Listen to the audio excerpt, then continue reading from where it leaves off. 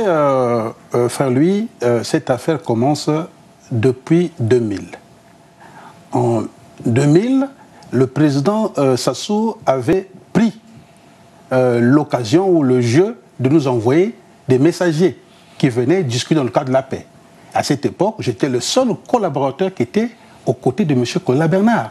Donc les messagers qui venaient, il y avait des Blancs qui arrivaient, les Gabonais, les Congolais. Et je les recevais seuls.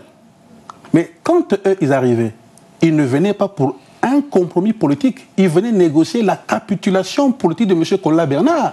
Et je ne pouvais pas envoyer mon patron à la mort politique.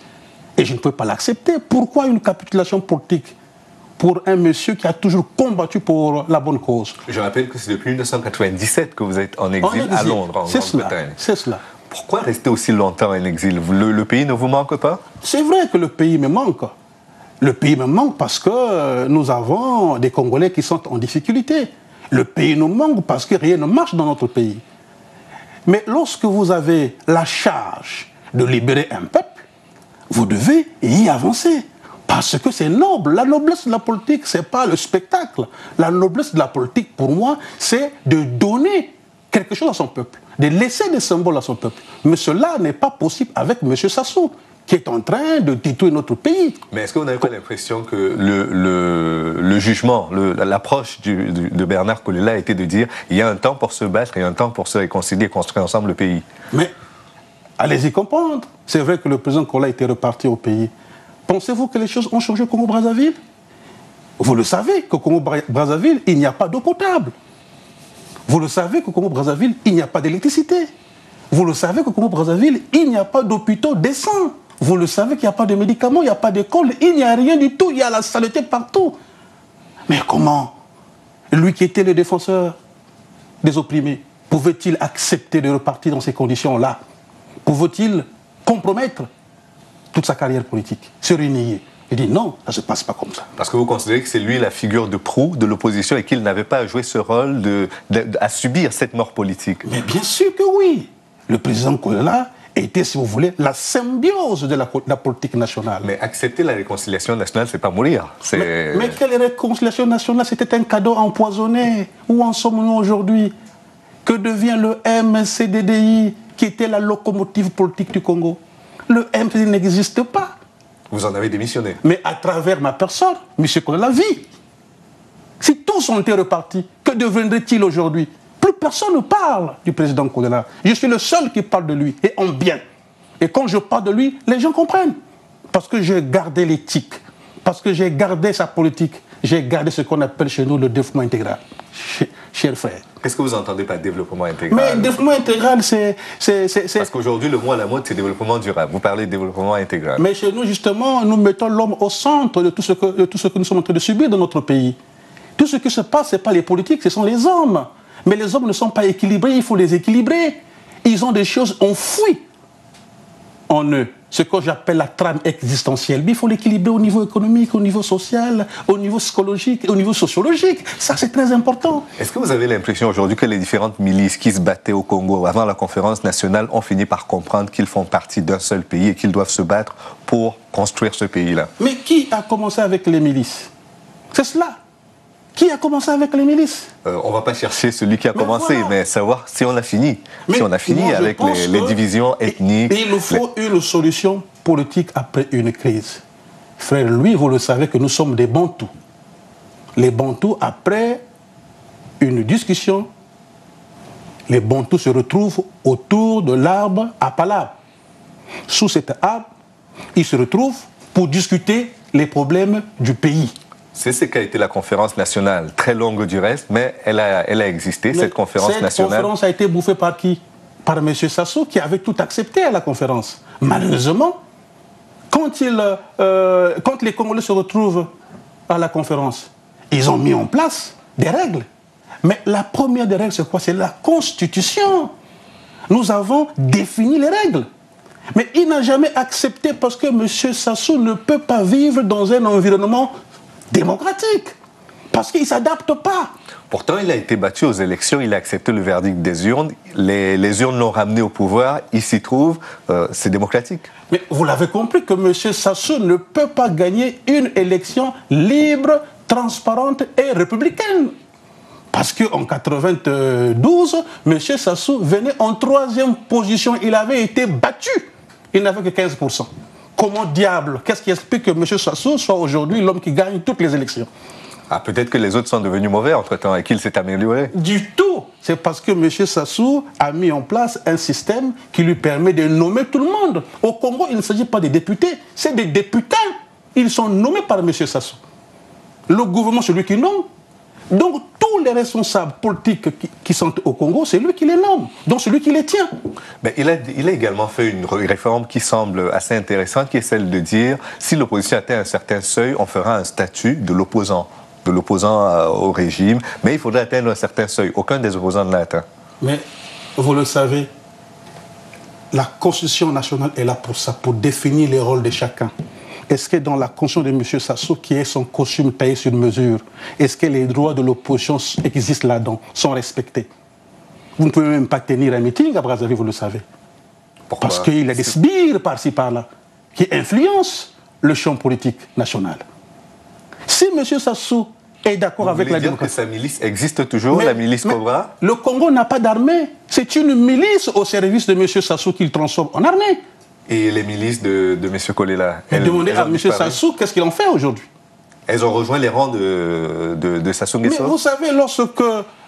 D'abord, je vais vous expliquer que nous étions en alliance avec M. Sassou quand le président de Souba était au pouvoir. Moi-même qui vous parle, j'avais participé, j'avais demandé au président Kolela de faire alliance avec M. Sassou. À cette époque, je m'occupais de la paix. Je n'étais pas seul, il y avait des ennemis. Objectivement, qu'est-ce qui vous a amené à faire cette alliance-là contre le président Lissouba? Mais vous savez, ce qui se passe à cette époque, le président Lissouba, comme vous le savez, arrive au pouvoir avec les voix de M. Sassou.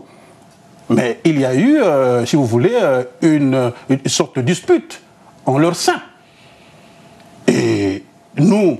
À cette époque, non, nous étions la belle dame à cette époque. Tout le monde voulait bien le président Kolela parce que le président Kolela était effectivement l'homme qui était au centre.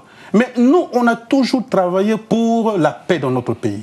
On a toujours travaillé pour une opposition constructive. C'était ça, notre mission. Aujourd'hui, près de 13 ans après l'exil, enfin, l'exil, il continue. Ça fait 13 ans qu'il dure. Qu'est-ce que vous pensez pouvoir apporter aux Congolais? Est-ce que vous voulez aujourd'hui ressusciter le message fondamental qui a été celui de Bernard Kolela avant sa mort? Ou alors vous voulez vous-même apporter un message nouveau? Mais le message, il est là. Le message qui est le mien est clair. Vous savez que le président Kolela avait des qualités aussi.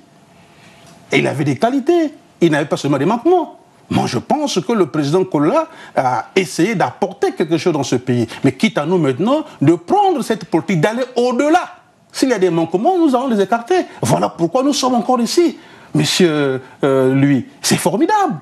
C'est formidable. Dire non, refuser d'aller à la mangeoire. Il faut le faire. Hein. Et vous êtes combien dans cette posture? Oh, nous sommes nombreux, les jeunes à travers le pays. Ils sont nombreux, même en exil. Si vous voulez, je suis le porte-parole des sans-voix. D'accord. Mais pourquoi vous ne rentrez donc pas prendre part aux élections à Brazzaville? Voilà pourquoi c'est la question fondamentale. Je demanderai à M. Sassou de nous mettre un cadre politique, que tout le monde vive politiquement, parce que nous, on aime la démocratie. La démocratie, c'est notre, si tu veux, c'est notre enfant. Parce que le président Kolela était le pionnier, était le défenseur. Nous demandons à M. Sassou Nguesso, allons à une concertation nationale, travaillons ensemble et allons aux élections libres et transparentes. Je vous dirai, on va le battre au premier tour. Votre pays, le Congo, a aujourd'hui 50 ans. Oui. Bientôt, on va commencer les cérémonies de commémoration de ce cinquantenaire. Oui. Quel est votre rêve pour le pays, pour les prochaines années, au-delà de ce cinquantenaire? Malheureusement, après 50 ans, le Congo apprend encore à marcher. Le Congo a des pieds frêles. Il n'y a pas d'eau, il n'y a pas d'électricité.